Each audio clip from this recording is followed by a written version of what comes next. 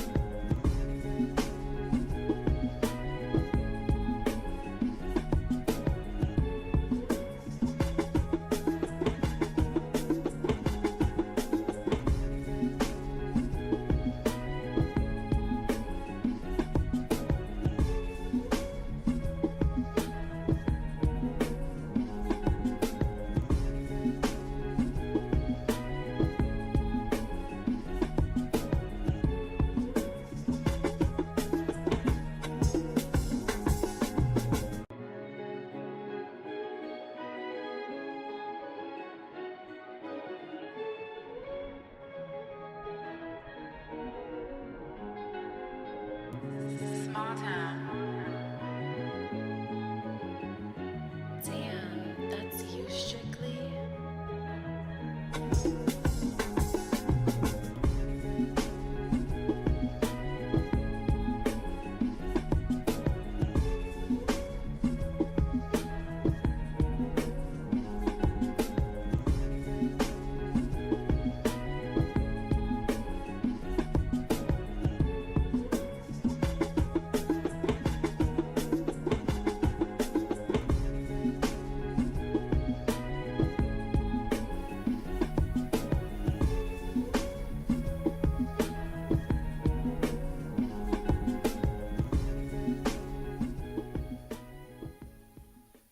And we are back, dialed in on your number one sports podcast, All Things Sports. I'm your co-host, Small Town EP, live from Atlanta, joined by your host, Wade Julian, live from New York City. Since the last time you saw us, USA wins gold in Paris.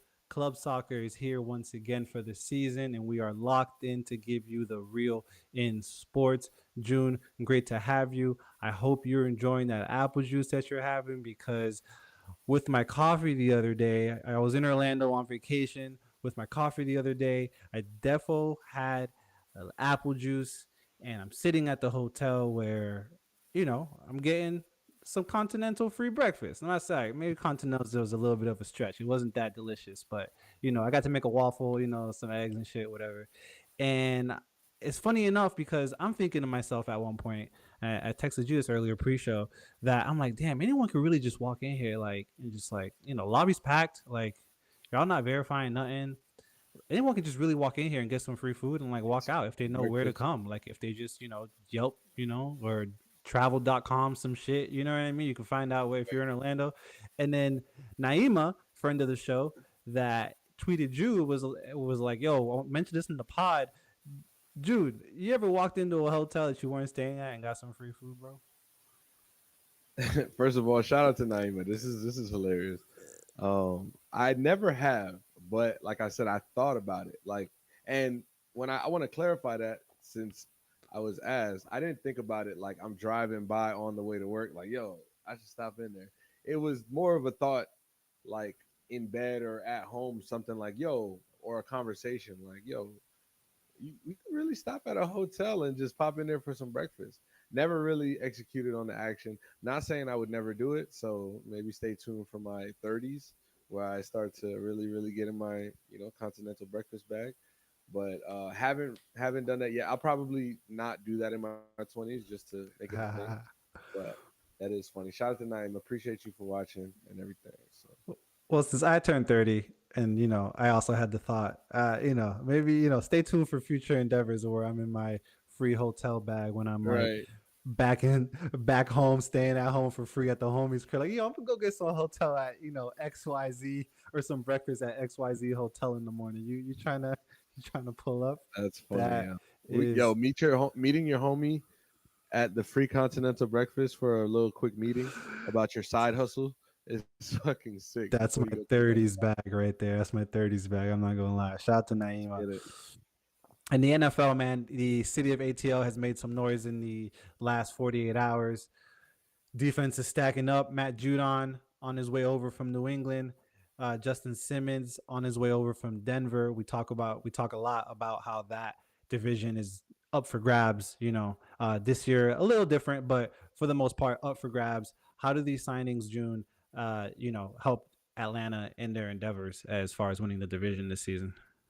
I tell you who it don't help me in my case for Atlanta not winning the division and being like the second or third team in the division, as I said last week. So I remember when we did the division preview for the NFC and AFC East, and I said Daniel Jones this, Daniel Jones that, Giants this, Giants that. They went on to the playoffs.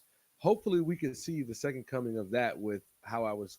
I wasn't talking crazy about the Falcons, but I don't know what they're going to make of all this right now. However, it's shaping up, pretty evenly. So I'm excited for Atlanta to go and get these guys. Justin Simmons, is a Pro Bowl safety, and Matt Judon is a former Pro Bowler as well. He had the injury. I think he dealt with an injury last year, and but he had some monster seasons before that with like 12 sacks and 2 of 3 or so. So I mean, Atlanta is adding veteran leadership, veteran talent around young guys and at the right positions too. You got a veteran pass rush, you got a veteran free safety, and a veteran quarterback. What more could you ask for? So you got to also let the young guys flourish in their roles, but definitely at the points of make or break, you have some healthy talent there. So I think it's a good thing for Atlanta. Does it make them the best team in the division? No, I think this is something that we have to see. Uh, Kirk Cousins is in a new environment, which we've seen him go from a Washington, you know, to a Minnesota. And so it's not to say he can't do it. However, Atlanta has struggled recently or in recent years to, find success deep in the season and get into the playoffs. So um, this isn't Matt Ryan, and Julio Jones anymore. Is it going to be Kirk Cousins for now at least, and then maybe leading off to Michael Penix going forward with the Drake London, Bijan Robinson, Kyle Pitts show, right? So, by the way, see if you can get your camera focused there. Kind of lost a little focus, but Got you. yeah, Got you. Appreciate there that. you go. Yeah. Appreciate that. I mean, we'll see. I Yeah. just did. I just did an eye test today at my job. They were doing an eye test for the seniors, and so the lady told me, "Have you ever wore glasses?" I said, "No." She said, "So you Mm, just want me to miss my butt my train going home?"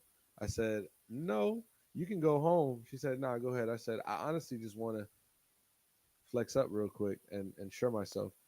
And then so when I passed, she's like, because they're telling people reading glasses only or whatever. She goes, yeah. "I mean, the only thing you can do here is sell your eyeballs for whatever you want." I said, "Thank you." We got That's what I 2020 wanted to X-ray, hear. 2020 X-ray. Type shit. But We'll see what happens in Atlanta, man. Kirk Cousins coming off that injury, with some new weapons, like you said, new environment. Hey, I'm gonna be at a couple of the games. I can tell you that. So I'll let you know firsthand if this boy is dialed in and throwing dimes, right? I'll tell you Chiefs game some. perhaps. Ooh, week 3. You know what I'm saying? Tickets a little expensive. They'll probably be in the 300s. Catch me in the 100s, getting the good food though. You heard? All right. Hey, Atlanta, by the way, has I think it's like top 3. It could be cheapest, but it's definitely top Cheapest, 3 I think. I think it's cheapest concessions, cheapest right? concessions. Yeah, yeah, yeah, and it's good food too. And coming And from, Chick-fil-A, is it open on Sunday? I don't Fuck, know. it's It not. might I was not be. meant It to might do it. not be. I think it's not. They don't make the exception there. But us being used to South Florida and going to see AAA. Well, that was crazy. AAA I think we have and a turnover for 2024. uh Hey, uh hey, going sorry. to going AAA and to BB&T and having to pay $12 for the burger and 11 Yeah. for the hot dog is just crazy. It's really crazy. So being able to bro, $2 dogs, bro, all across the park. It ain't no special. They got the nachos and the brisket nachos. Crazy. All right. Anyway, we're gonna go over to break down the NFC and AFC North, and we are going to start with the NFC, specifically in Minnesota, June, where it seems that they're putting the off in offense these days, man. We and get offense. word. Sorry. Yeah, no, you're good. We get word Jordan Addison is carted off the field. Thank God today they report he's just going to go through the rehab process. O'Connell says, look forward to getting him back as fast as possible. But this is hours after we receive news that JJ McCarthy out for the season, torn meniscus repaired. He's done for these 17 of this season. Last year, the Vikings 7-10 in those 7 games. They only outscored opponents by an average of 6.7 points, June. We've talked about how the Kirk. Oh, wow. We talked about how Kirk Cousins leaving their offense. Obviously, he was injured, didn't play later on in the season, and they were still only averaging, beating up their opponents when they did win. In the 7 that they did win, 6.7 points a game. Trying to get to that, second, you know, second spot for that wild card in that division. It was looking like it was up for grabs between the Packers and the Vikings. Let's talk about some of those key matchups, June, that you see on the Viking schedule where they'll definitely need to capitalize, maybe outside of their own division, possibly.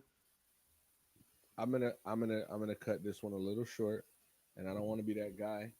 We will get into better key matchups for maybe the Bears, um, the Packers, and perhaps the Lions. But if we're being quite honest, Sam Darnold, drafted in 2018, number 2 overall pick, if I'm not mistaken, to the New York Jets, has been quoted for saying he saw ghosts versus a Monday Night New England defense, and um, had some ups, more downs. And I'm not saying this to be funny or anything, but my point in all this is that JJ McCarthy, as you mentioned, is hurt. He was a quarterback that a lot of people were skeptical about and unsure about his transition to the NFL. I, being one of those people, not to say he's not a good quarterback, he can't throw the ball, but I think that Jalen made a good point, actually. Shout out to Jalen. He said, because I agree, but I'm glad he made the point today. It feels like him going to Michigan with that pro style run heavy offense might have stunted his development. And so we saw them get to the college football playoff and not be able to, really throw that ball. So what were we going to get from McCarthy? Who knows? He looked like, he was doing really good in camp, and I was excited to see him. I was talking to you guys in the chat saying, like, listen, I was hating on him, but maybe he can do something. He's looking good in camp. We're hearing good things. So it's unfortunate, but Sam Darnold for 17 games, I mean, what are we going to expect for what? I'm not looking forward to any Minnesota Vikings game. I'm not, and I am looking forward to like seeing how Justin Jefferson is going to get 1,400 yards again this season, right? And Jordan Addison, how he's going to come along in his second year, which this is kind of uh, a bummer for him. You got to imagine.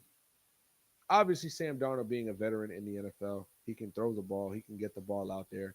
He doesn't have a horrible arm. He just isn't a great starter. And so I'm saying this as far as expectations for the Minnesota Vikings due to the fact that you asked me for some key matchups. I'm not looking forward to any Minnesota Vikings game unless they maybe trade for a quarterback, right? And something happens there. But I want to see Justin Jefferson ball out, but at this cost, kind of sucks. Uh, yeah, I was looking forward to seeing JJ McCarthy as well. I mean, what he did in college, outstanding. And I think on one part I questioned a little bit, like, will it transition well? I did my research. I looked at his game, and I think it'll transition very well. It sucks that he's essentially foregoing his rookie season. I don't agree with them. I don't agree with them, and then really announcing it the way that they did. I'm not mad at he's sitting for the season, but I think that they should have kept the option open if, by week 10, 9, 10, 11, he is medically cleared to play and he feels comfortable playing. I think they should have kept that option open, just because of how fine that margin and how much room for error that they don't have in that division right now with the Lions, that we'll get to in a second, and the Packers that we'll get to in a second. Yeah, but Um, there's way less room for error in the franchise quarterback market. So fuck this year, honestly. It's a torn meniscus. We don't need you. We signed Sam Darnold for that. If something happened, whether you come into camp unready to start in the NFL and Sam has to be the guy until you're ready to take that role, or you get hurt and we have somebody to be here for us, we don't need you to come in week 12 and try to take us to a wild card spot. We we don't need that. It would be cool. The fans would appreciate it. It would be awesome. We don't need that. We need you to be 100% healthy when you step foot for the first time on an NFL football field, ready to go, where it's not such a high pressure situation. Like, it just doesn't make sense to me. So for me, it's like, chalk it up. Like, chalk it up. You tore your meniscus, bro. I get that you can come back from that. I get it. But is that the smart thing to do? Is that the responsible thing to do? Are you trying to be the next $55 million man, or are you trying to be the next insert name? That's all I'm saying. I hear you. I just think if he's medically cleared, there's no rush. You're ready. The doctor is saying you're ready. If you're saying you're No, ready, there's a rush. There's a rush to get him on the field. It's not a rush from injury. The health will be there. He'll be healthy. He's gonna be. If you're medically cleared, I get that. You're healthy. The knee's good. You can run full speed, full contact. You're good. But everything else that comes with being a quarterback in the league as a rookie, you're not starting week one. Your team might be 5-4 with a chance if you guys win 6 out of the next, whatever. Like, JJ McCarthy being thrown into the fire in that situation with a game on the road in week 14. What are we doing here? Like, what are we trying to accomplish with JJ McCarthy? We're not even going to see enough. So, like, now, if the Vikings are extremely horrible, this is the only avenue I would see it make sense a little bit. Is like, you use the end of the season as preseason for next year. And so I could see that, like, where if they would have left the option open where Sam Darnold's the starter, they have a losing record. It's week 14 and JJ McCarthy is cleared. And they're like, yo, get some burn, like, just go have fun out there and try to win us some games and flip the momentum going into next season. This is your team. That I could get down with, but I'm also team keep us healthy, keep him healthy. We realistically, Packers, Lions, honestly. That's my outlook on this division. Packers, Lions, Packers, really, but those are the two. So, you're trying to keep Justin Jefferson happy, but he signed that deal, so at least there's that. yeah, At you least can't you can't get rid of him right now. I did want to make a point in the group chat about the nature and trend of disgruntled wide receivers and wide receivers that have kind of been casted into, or their situations turned into shit, But you can't go nowhere. You signed the dotted line. You took the bread. So, ooh, we'll see if they can get that offense on, man. Because I'm not 100% sure. Who did have their offense on last year? We'll go over to Green Bay, man.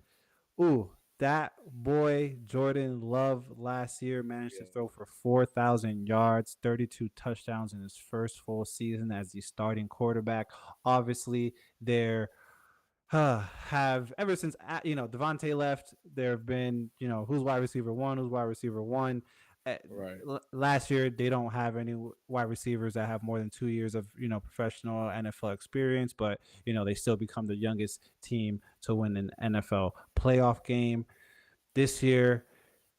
It's kind of the same story. It's you got your star quarterback at this point, your franchise quarterback. You gave him the money. He is connecting with the players. Obviously, he has this chemistry with the players.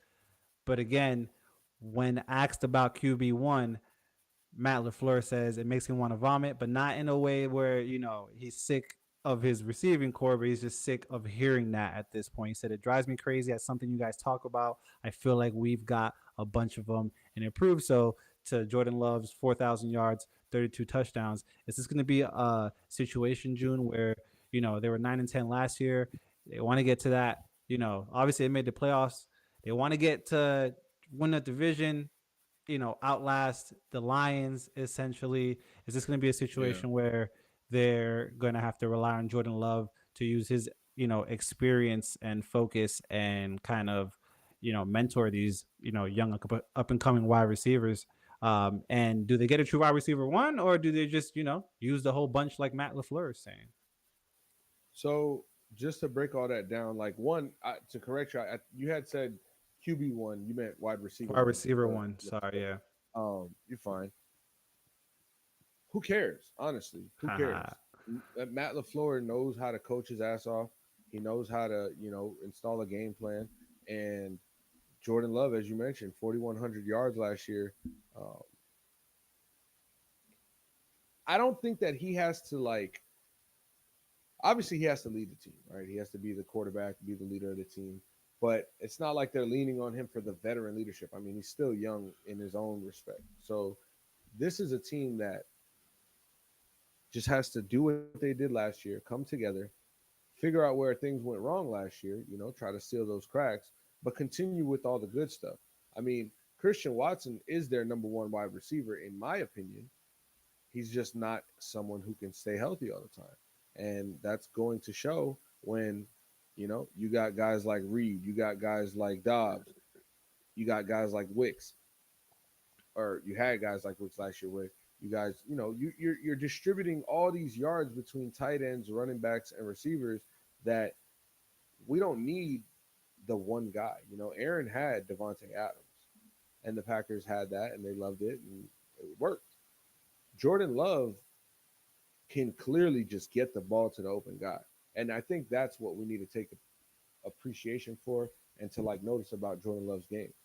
He doesn't have that guy on his team where he's like, you go and you're gonna win the number one, you're gonna win the you know position battle, you're gonna win, the one on one. No, he has a bunch of guys who are young, hungry, fast, explosive, who can catch, have good hands, um, and get open. So Reed led the team with 64 catches and almost 800 yards, and then right behind him with almost 700 yards was Dobbs. So the ball's going around, and so to answer your question again is just I don't think they have to lean on Jordan Love. I think that Matt Lafleur just has to continue coaching the way he has been. You want to obviously hope that the defense can muster the loss of. Uh, if I'm not mistaken, Zadarius Smith left the Packers and went to the Browns, I think. Mm-hmm. So um, losing him and losing Darnell Savage is tough, but you still got guys like Kenny Clark, you still got guys like Jair Alexander over there. So I'm excited to see about this Packers team here. They got that key week one matchup, man. Philadelphia comes to town, Yeah. goes to No, Lambeau. no. Philadelphia and Green Bay playing in Brazil in Sao Paulo. Oh, They're doing it snap. in Sao Paulo. Yeah. I was wondering why there was an asterisk on that game. I forgot that was happening for the first time. So they're At going to be the playing in Arena Brazil. Corinthians. Yeah. Well, that makes this even more of a matchup because we've seen the disparity when, it's not as much of a time difference as it is when, we're playing in London, but there's a time difference Right. playing in Sao Paulo, Brazil, and the altitude difference as well in Sao Paulo, Brazil. Now, that's I would say one of the biggest key matches right there. Philadelphia, you're definitely going to see them later in the season, in the playoffs. If you're there, that's a team that Yeah. is there, right? They're right there, with the exception of a couple of things that I'm sure they'll tighten up. They're a championship caliber team, absolutely, and that's going to be one of those teams that if they do have to see again, maybe if they win this one, they get an option to not have to see them again later on. They're also playing the NFC West. What are some of those key matches that you can see, maybe in the NFC West against them or anywhere else on their schedule? I'm not gonna lie, I'm a Colts fan. You know, Jordan Love versus Indianapolis Colts, Anthony Richardson in week 2, I think is exciting. I think that's just going to be, two good offenses. And I, I think it'll be a good battle. And I think I have the Colts winning that game. We spoke about it last week, but we'll see. We'll see. Um, the Detroit matchups are going to be some of the more exciting games, but because of how, you know, close it's going to be, in my opinion, by the end of the year for these two teams. But it's going to be interesting in week 12 and week 13. They play San Francisco and Miami at home.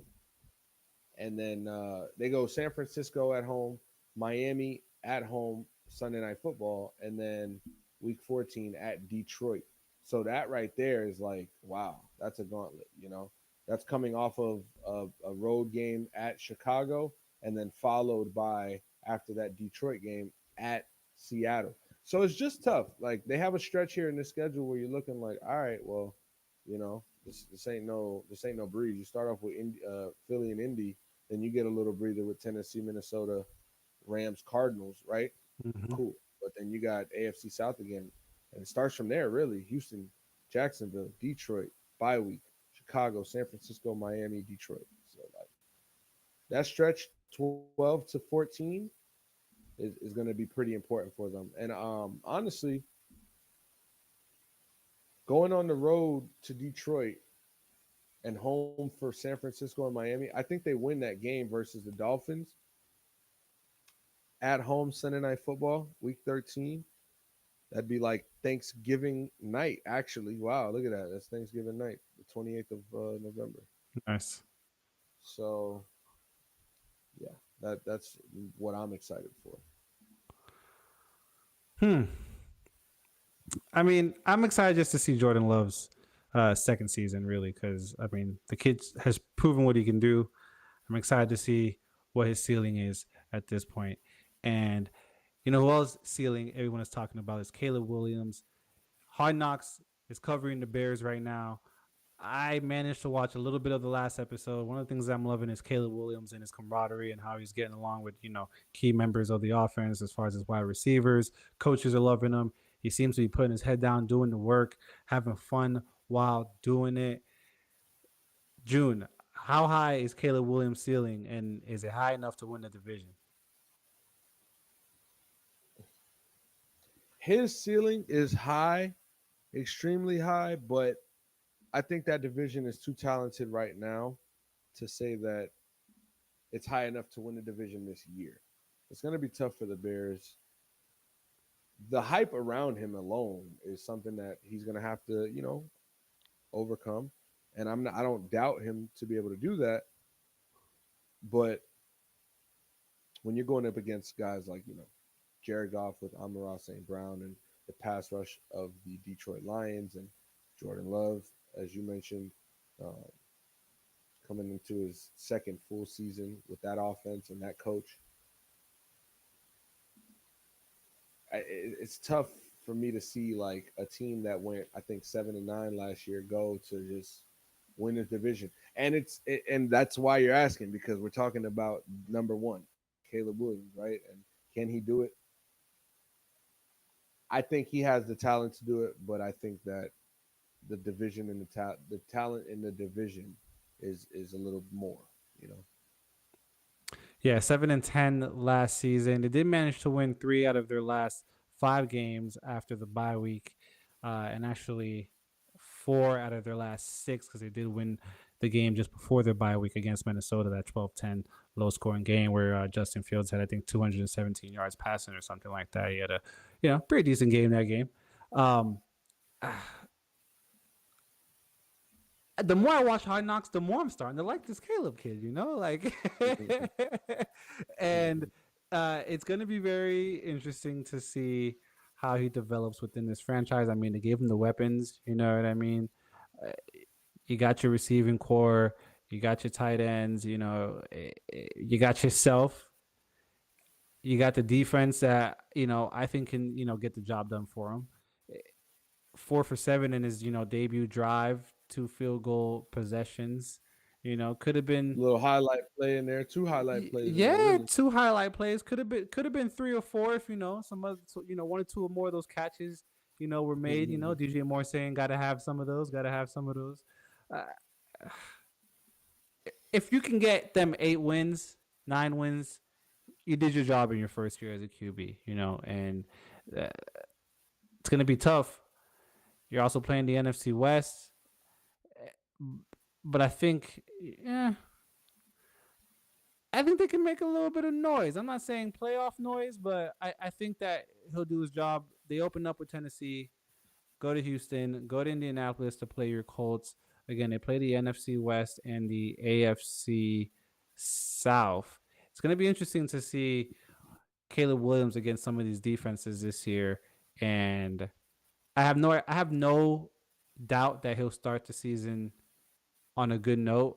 I'm interested to see what happens around week 9, 10, 11. When Yeah, you're playing Green yeah. Bay, So you're that's playing New funny. England. Yeah, I was just gonna get to that. They come out of the bye week, week 8.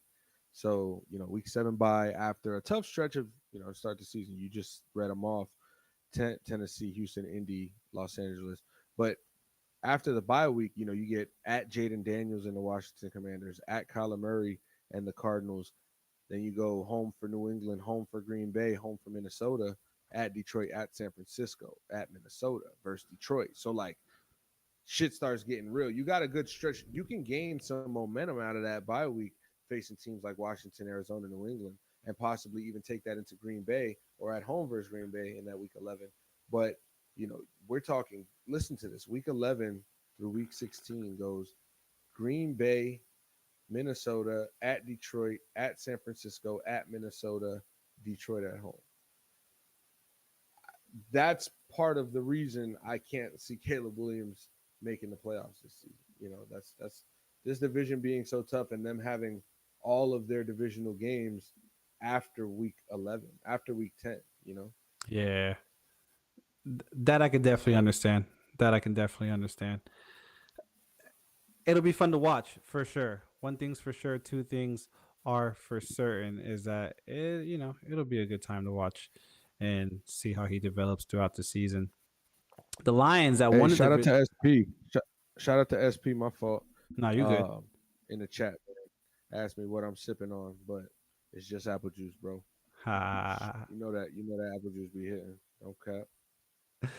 The Lions that went 12-5 last season won that division, and I mean we're very close to a trip to the Super Bowl. Um, if it wasn't for a couple of fourth and shorts, as they say, and And rain in the bay. rain in the Bay, fourth and shorts, and Dan Campbell talked about that grit that they needed. It came with that grit. It took them, damn near to the promised land. Do they need that same grit this season, June, to make it, 12-5 or 13-4? 100%. I mean, they're an overlooked team with an overlooked Pro Bowler on their team who didn't make the Pro Bowl but made first team All Pro, Amon-Ra St. Brown. It makes no sense. And they're going to continue to have that grit because the national media is not going to respect them right now. And that's fair because Detroit hasn't won since forever. So, and they still haven't won.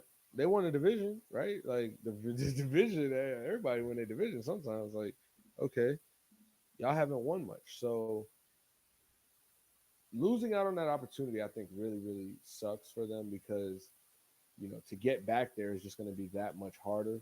They have the talent to do so. They're young. So it's very promising. And it's not to say they won't do it, but to just be right there, cusp of the Super Bowl, Detroit, everybody, against you, or, you feel like nobody believes, or whatever the case is. Now you gotta get back. And that hunger from last year, I know it's still with them. So whether they have to or not, the grit factor is gonna be there. They're gonna dig a little deeper. They're gonna know that, what it took last year in games that we won still wasn't enough to get us where we needed to go. So we need to be even better. They have the coach for it. I think they have the players and the schemes for it, with Ben Johnson on offense dialing that up. Um, we're just gonna have to see this division right here. It's up for grabs between Green Bay and Detroit. I think Detroit, them winning 12 games last year versus Green Bay's 9. Yeah, Jordan Love, you got to give him, his not rookie year, but unofficial rookie year. He balled out.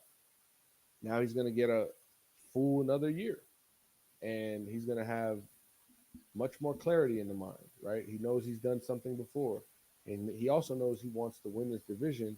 And when he goes to the playoffs, he wants to be at home, right? So they're going to be fighting for a lot. That's why it's really unfortunate that JJ McCarthy gets hurt because it would have just been another interesting fold here in this division to see what the rookie quarterback can do versus the young. You could say the other two young guys, but Jared Goff is more of a vet now. However, Jordan Love, another young guy there. So Ooh, I mean,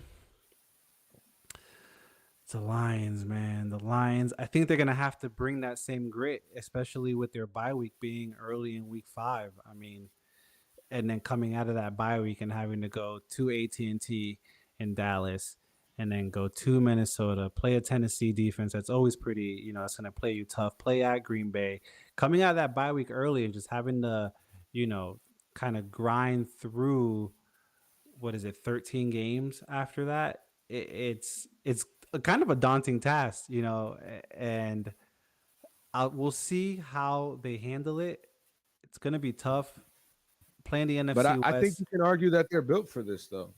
I think you can argue that like they practice like they play, and they practice hard as fuck, and they're coached, very well and very disciplined, and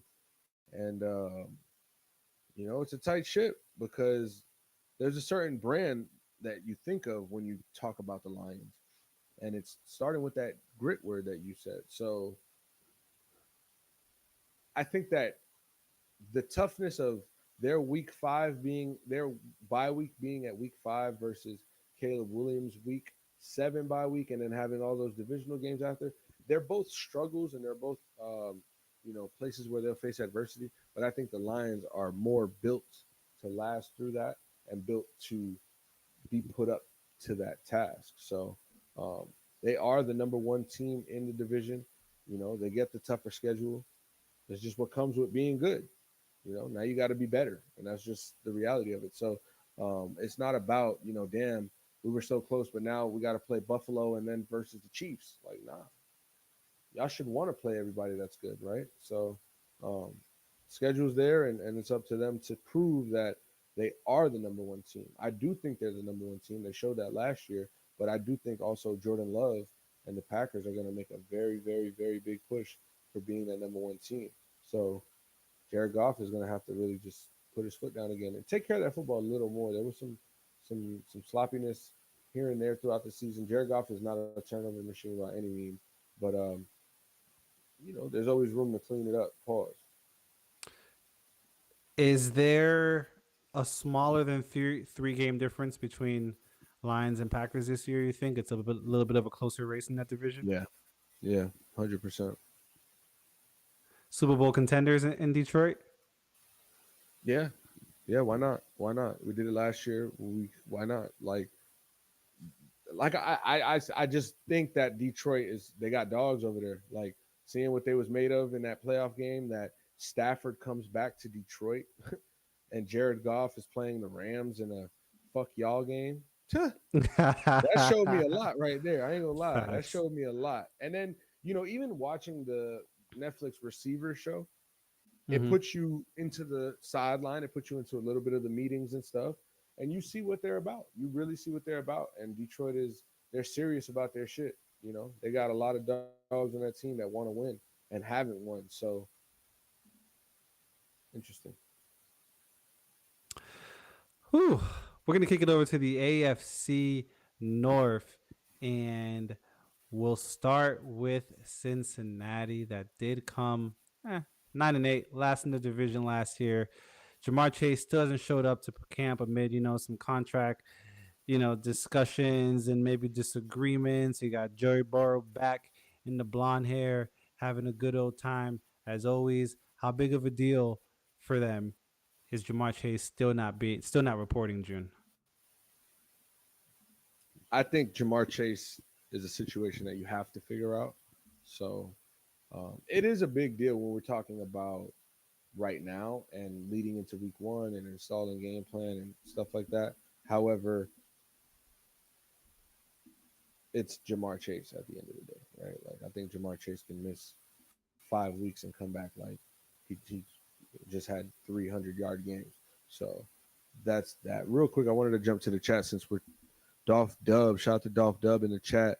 He said Detroit is a clear-cut division and potential NFC favorite. That's a fact. Steelers. All right, we'll talk about this NFC, this AFC North now. So enjoy this. But back to like the Bengals, yeah, I think Jamar Chase is going to be fine and they'll be all right. They don't want to start the season without him, and they're losing games early in the schedule. They got KC week 2. They don't want to just lose the game because Jamar Chase wasn't out on the field. So I think there's some concern, but like again, he's that guy that this will figure it out. So Yeah, and they got the Ravens week 5 after the Chiefs week 2. yeah, It'll be tough. I mean, I think it is going to be tough. They got to figure out the Jamar Chase situation. I think that he gets unhappier by the year.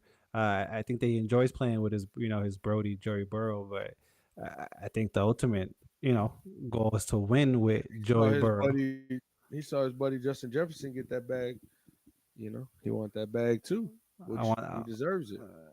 Yeah, I think he's getting like his base salary is like $1 million this year or something like that. Grossly underpaid for what he does. I mean, It's the do they way it win the works. division? Like, come on, 9-8 last The season, way it or works. do we see them? Well, Do we see? we, Do I we see mean, them nine and moving eight up in last the? season, and Joey Burrow gets hurt, in November, tore a ligament in his wrist. So I don't even want to talk about the Bengals of last year. Like we were watching, no disrespect, but I forgot the quarterback's name that was in, who was playing pretty good too. That's why I'm mad I forgot his name because he was playing pretty good. But it's not Joe Burrow, man. I got this as like a 12-win team here, playoff contender, um, division title contender. Uh, losing out on Joe Mixon, Tyler Boyd, Awuzie, DJ Reader, Jonah Williams. It's tough. Bring in Trent Browning Brown. was his Yeah, name. Jake Browning. Jake Browning. Fact. Shout out to Jake Browning though. Shout out to Jake Browning. I respect you, bro. He was balling. He was balling. He's just not Joe. He's JB, but he ain't No, Joey B. You feel yeah, me? He's JB. He ain't Joey B. But they also bring in Trent Brown, Gasecki, Zach Moss from the Colts, Geno Stone. So they filled some holes as well. It's not like they let everything just crumble away. Joe Burrow is a Super Bowl quarterback. Joe Burrow is a All Pro, Pro Bowl, top of the line, what you want in your quarterback.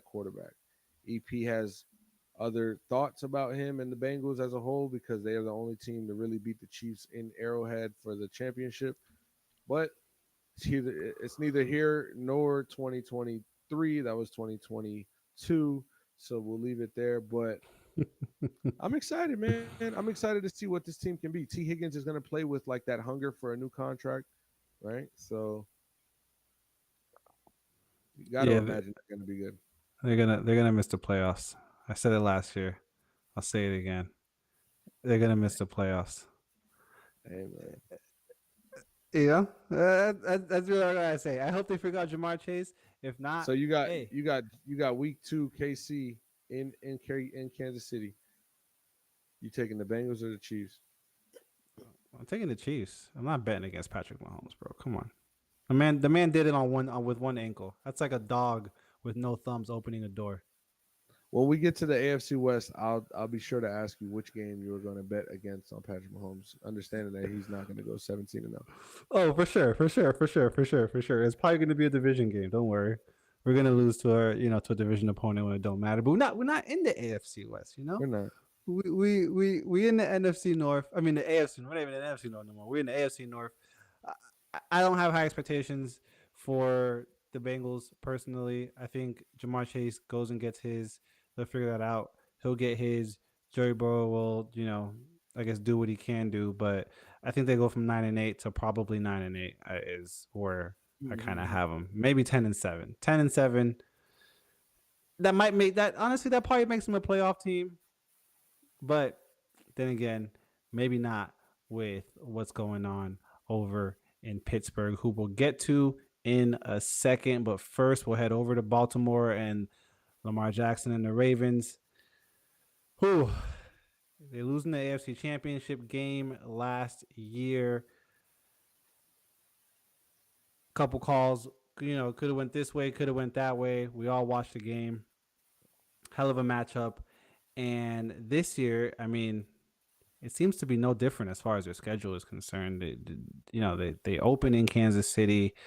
They got to play Dallas. They got to play Buffalo. It does it. They got to play a scrappy Tampa Bay squad in Tampa Bay in mid October. It seems like it's maybe gonna be a little tougher of a season this year. How much pressure is on Lamar Jackson to get it done this year, June? Or is there any pressure at all As on him at much this as point? much pressure as there is on Mahomes. Sorry, I said Mahomes. There's no pressure on Patrick Mahomes to win the Super Bowl. We need him to stop winning Super Bowls. As much pressure as it is on Josh Allen, Joe Burrow, um, you know, who else is up there? Well, those usual suspects, guys. We could talk about it. Jordan Love getting that 55. Jared Goff got that number. Tua Tagovailoa got that number. Dak Prescott has a number similar. These guys. It's the same pressure. Jalen Hurts. It's the same pressure. You know why? Because he's up there with them. He's better than a lot of those that I mentioned, but he's up there with them as greats and as Super Bowl contenders in this league. So the pressure every year should be on Lamar Jackson to win the Super Bowl. They should be the best team. They should believe that Lamar Jackson is the best player in the league and is the MVP and can take us there and should take us there.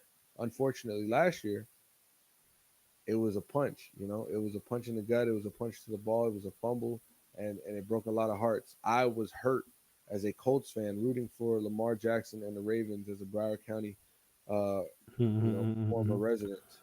It's like that hurts. They were right there. But guess what? Like the Lions lost in the NFC Championship, they lost in the AFC Championship. They know what it looks like to get right there. They're going to play with a lot of hunger this year. Lamar Jackson's coming off of his second MVP. Why not go for his third in back to back years? Why not? Why not? This team won 10 out of 11 games to finish the season last year. Like, and then they lost to the Chiefs in the playoffs after winning versus, you know, Houston in the playoffs. So Yeah. it's it should be a lot of pressure on Lamar Jackson, rightfully so, but I don't think that Lamar Jackson is going to be feeling that pressure. I think he just plays his game, and the Ravens do what they do, and that's run the football, play very good defense, and whatever else extra their franchise quarterback can sprinkle on top of that, John Harbaugh is going to be very very happy with. So, um, week one at Kansas City, right? Let's see. Let's get that run back. Let's get that run back. They owe y'all one. They owe y'all one. You got to go collect. Week five at Cincinnati, I think that's going to be a big game. Lamar Jackson, Joe Burrow, he's coming back. What are we going to get from this Lamar Jackson, Joe Burrow saga? It's been a little slow to start, I think, right? Dealt with some injuries both ways. Lamar Jackson has an amazing spin move like Braxton Miller at Ohio State one time versus the Bengals. And, it's been a little slow because Burrow be getting hurt and all that.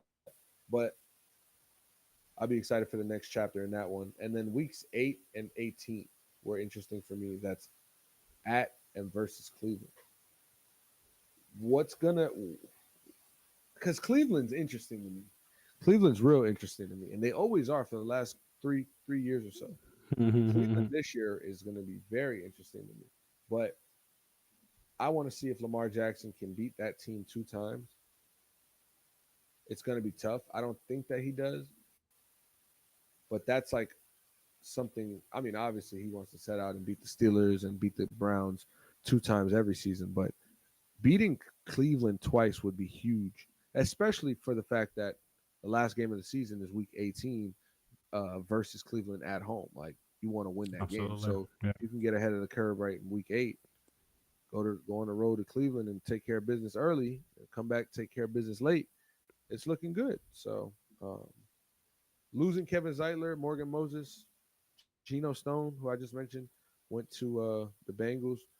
Jadavian Clowney, Mike McDonald, their defensive coordinator, is now the head coach of the Seattle Seahawks. So shout out to him, but that's a blow there. They did hire Zach Orr as the new defense coordinator. He's been working with the defense for the last six, uh, 6 of the last 7 years, I should say.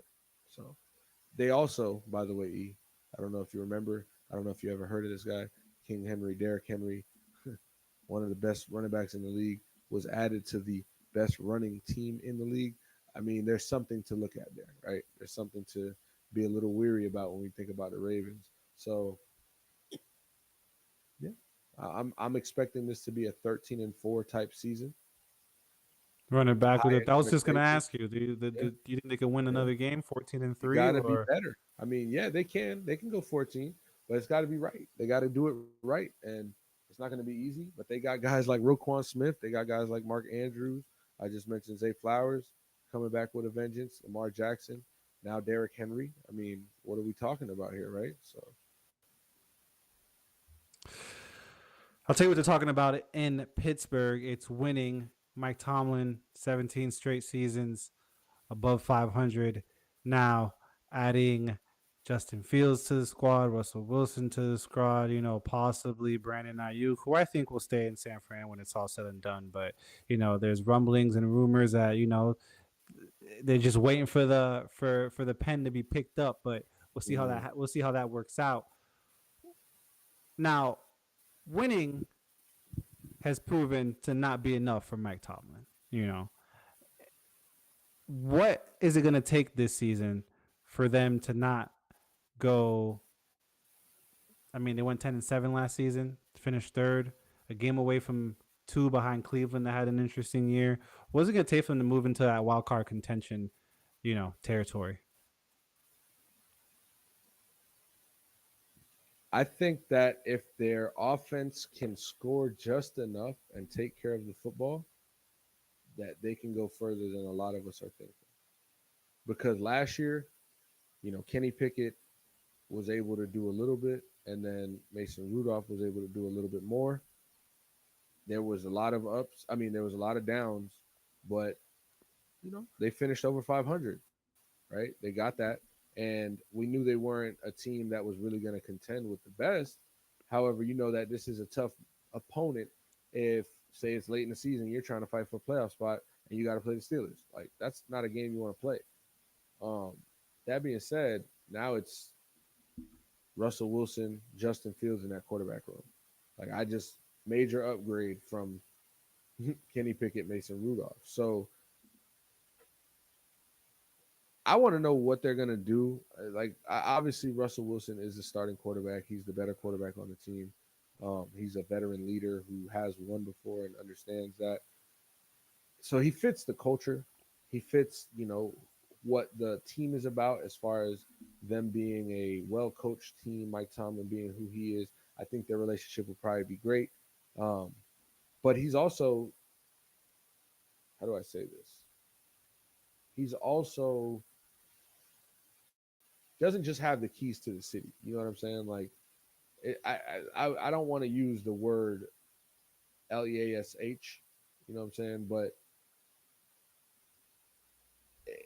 it's just we know that Russell Wilson is not going to just all right demand everything and now he's going to do what he did with the Broncos and have a fucking suite in the locker room, right? He's going to have to earn his respect and his role as the new quarterback for the Steelers team.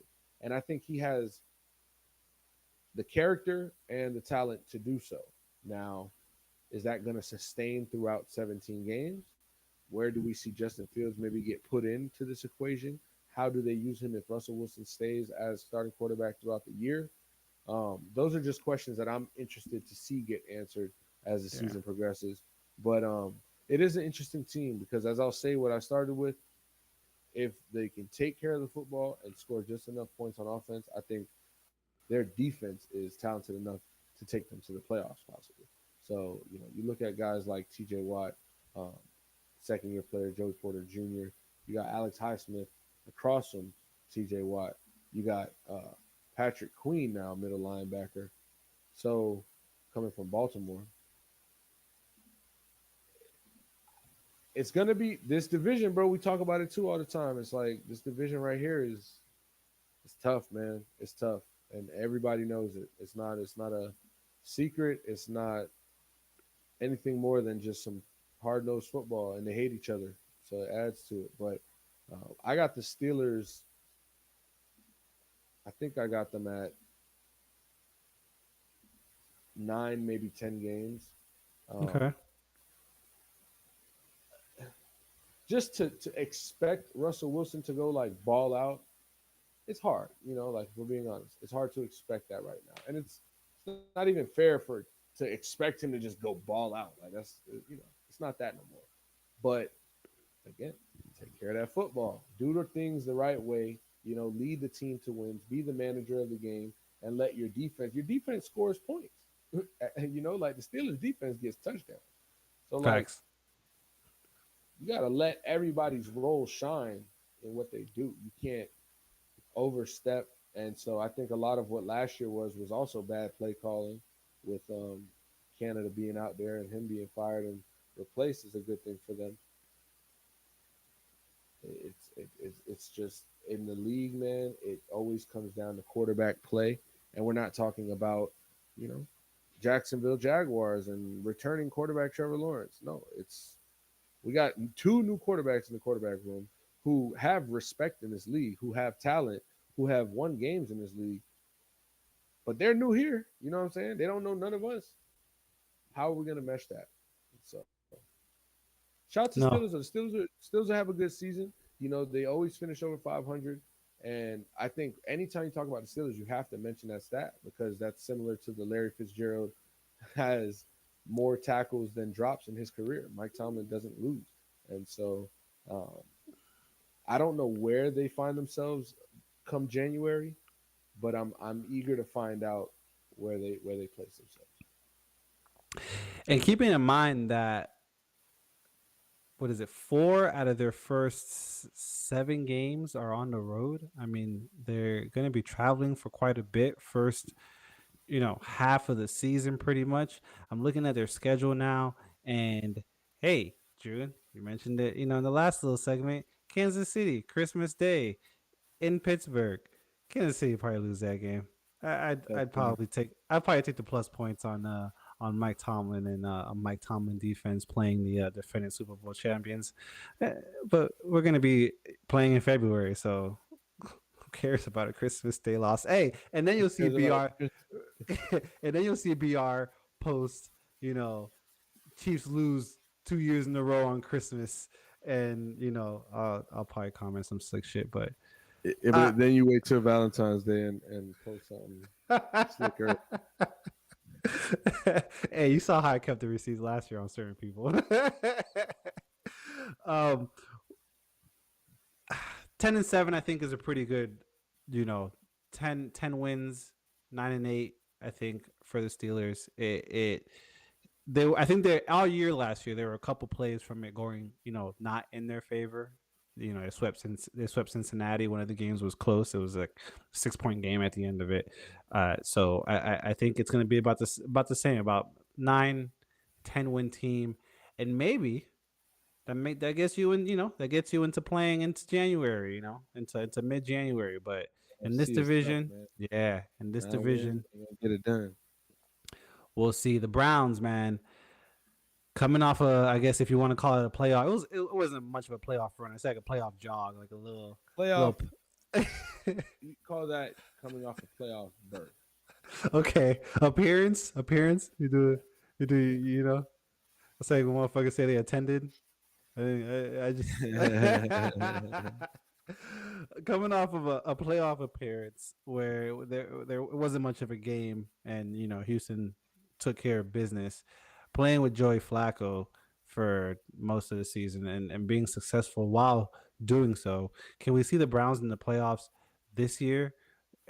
Keeping in mind that Deshaun Watson contract, that still might be the worst contract in sports history. But do we see the Browns back in the playoffs this year, June?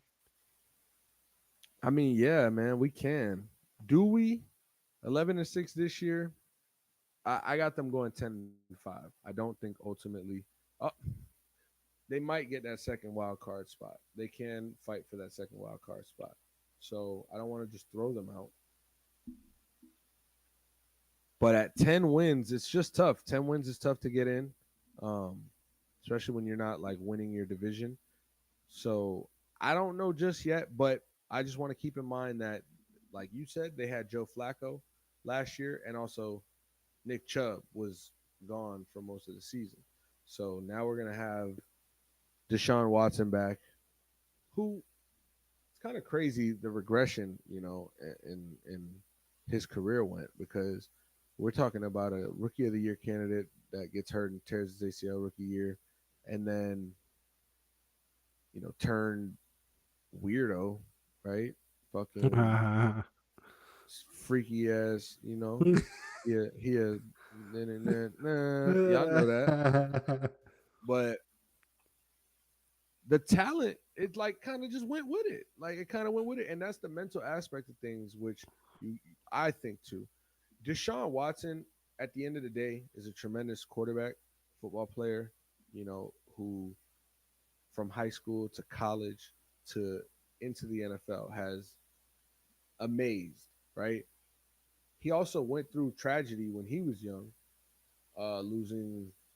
I think his house, like his family, lost the house to Hurricane Katrina, right? And so adversity has always been a thing for him. Is my thing. I don't know if that this is that different type of adversity, that weirdo shit. You know what I'm saying? That weirdo shit hit different mentally. That should keep you up at night.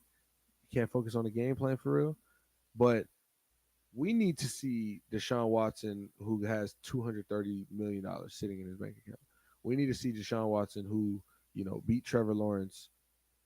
Excuse me, who beat Alabama Mm-hmm. in the national championship.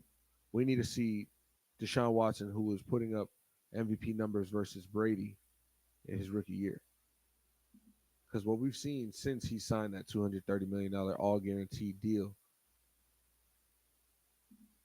can't stay on the field, struggling to get back, rusty since he missed so much time, repeat. And it's not enough. The Browns have to do away with him if he can't produce this year. I don't care that you have to eat that money and still be on the books or whatever. You can't let Deshaun Watson come here and stink it up with all the momentum you guys have, right? Like Joe Flacco did it for y'all, and obviously didn't take you far enough, but man, exceeded expectations for sure. You have the talent, one of the best players, if not the best defensive player, Miles Garrett on your team. Young guys like Grant Delpit and Denzel Ward, like Mm-hmm. it's a lot of talent. David Njoku, Jerry Judy, they just got this year. Um, Devin Bush, they added. Naeem Hines, Darius Smith, Jameis Winston for what it's worth. I mean, they should be there in that playoff talk. Weeks 12 and 14, they play Pittsburgh, and I'm very excited to see Cleveland, Pittsburgh both times because those games mean so much. And um, with them being 2 weeks apart from each other, it's like week 12 versus Pittsburgh, play another game week 13 to week 14 at Pittsburgh. Boom. Like middle of the schedule, that's just gonna you're either rolling with the good momentum or the bad momentum at this point. And so I'm interested to see that. They got Cincinnati on Thursday night football in week 15, and then they got Miami on Sunday night football week 17. Um, and I think they actually win that game at home week 17 versus the Dolphins in the cold weather uh, Mm. prime time game. Winning record having team versus Tua Tagovailoa. That's something we'll talk about for the AFC East. Mm. So are they gonna come in second again this season in this division? Could you see that?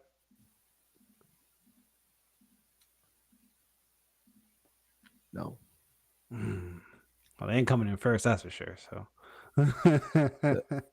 And oh man, my Steelers fans and friends and families gonna hate me for this because right now, I mean, I got the Browns and the Steelers battling for that third spot, and I think it'll be close. And it might be a tied record with, you know, points differential, whatever the case, however they measure that up at the end of the year. But I think the Browns and the Steelers are gonna have a similar season,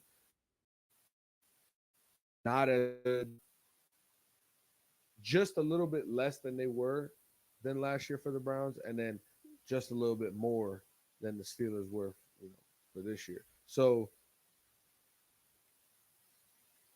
Bengals at the number 2 spot is for me. You say they're not making the playoffs. I think they can win 12 games this year. I think Joe Burrow is a top 5 quarterback. No matter which way you cut it, no matter which risk gets hurt next year, like Joe Burrow is a top 5 quarterback in this league. I've seen it. So if he can stay healthy and he's got his guys, Jamar Chase and T Higgins out there, 12-win team right there. Mm, we'll see. We'll see. I'm hating, but we'll see. Hey man,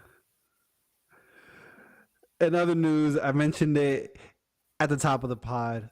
Club soccer is here. The next 8 months, ladies, you might as well just you know, find something to do for the next 8 months because club soccer is back, kicked off today with La Liga play. And I mean, was it exciting? Two draws. Getafe at Athletic Club drew nil nil. Wow, drew 1-1. Athletic Club scored in the 27th. Getafe scored in the 64th, and Girona went over to Real Betis and tied the game in the 72nd minute, 1-1. Each team gets a point. Not a bad way to start the season. We get the first English Premier Soccer game tomorrow. Fulham travels to Old Trafford. Manchester United, Fulham, 3 p.m. Eastern Standard Time. I will be dialed in. June might be dialed in. We'll see what happens. I'm excited for this Premier League season. And we want to give a shout out to a young man, South Florida, small forward, Calvary Christian Academy attendant, Sean Abayev. I believe that's the way you pronounce it. Abayev, Sean Abayev, good friend of ours, is very heavily affiliated to this kid. And I did my research after watching the highlights that AJ sent through the chat. Shout out to AJ, and kid's the truth, man. Kid is the truth. It's no wonder that he's visiting and touring all of these colleges. It's looking, 247 Sports says it's a very warm towards Arizona State, and I'm sure that wherever he ends up, he will make a huge impact. June, what were some standouts from the highlights and your research that you've done on Sean Abayev? well, hearing that Arizona State is warm is funny because Sean did say that one of his favorite players is James Harden. Him being a lefty himself, having that handle and that shot, I could see it in his game. Arizona State, James Harden alumni, So there's that there. But just going back, I mean, just to expand as well on a friend of ours has a heavy affiliation. I mean, Coach AJ from Out the Mud Training, you know what I'm saying, has been training this kid since maybe his middle school time. You know what I'm saying? I believe his middle school time. So, and me being a close friend of AJ and supportive of things, all things my friends do, tapping in, seeing what they're posting. I mean, I feel like I know the kid a little bit. You know what I'm saying? And it's awesome because more than anything, you know, what they got is special, right? Like we're talking about a 17, 18-year-old, 17-year-old kid who has his whole life ahead of him and a bag full of talent who just came to New York, played in the Under Armour showcase, wins MVP, puts up 22, 10, and 7, Mm. and is Like, just proving that he's the best player. He's the best player in the country. He's the best player in the state of Florida.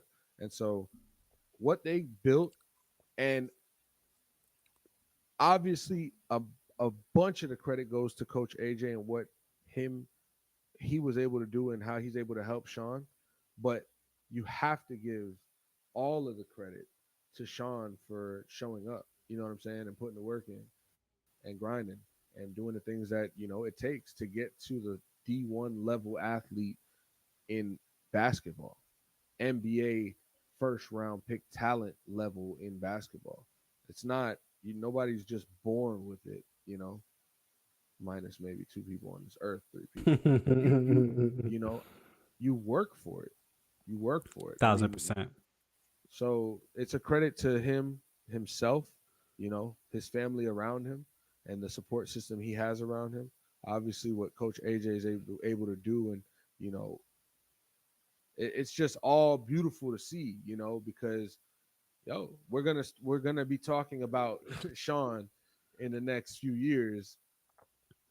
And I can't wait to have Sean on the show. Like we're gonna have Sean on the show soon enough.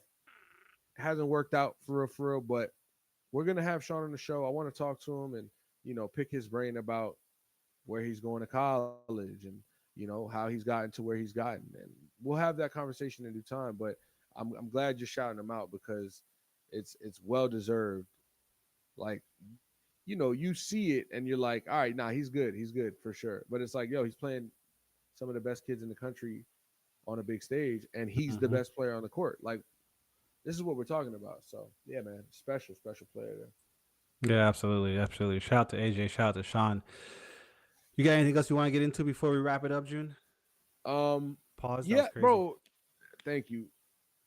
Team USA. I mean, shout out to Team USA. We knew it was gonna happen. I told France that was they asked. You know what I'm saying? It's been a minute since we recorded. It was a minute since the game was about to be a week ago.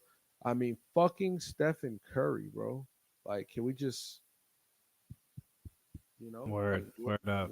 what did we watch? That's crazy. Kevin Durant, mid range fucking god, Wild. and KD leaving Paris with more than just gold, but also Facts. a share of that PSG. So shout out to Kevin Durant, shout out to Steph Curry and the rest of them boys, Bronny.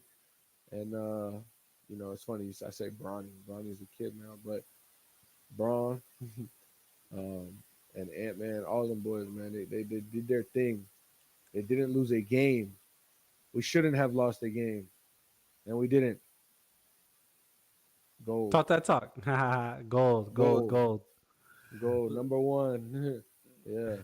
Ladies and gentlemen, boys and girls, children of all ages, as we cross this hour 12 mark, my name is Small Town EP. I was joined here by Wade Julian, your host and co-host of your number one sports talk show, All Things Sports, brought to you by Small Town Productions. If you tapped in on the live, thank you so much. If you're tuning in after a fact, we appreciate you taking your time out of your busy day to come and lock in with us. We'll see you next week. Peace.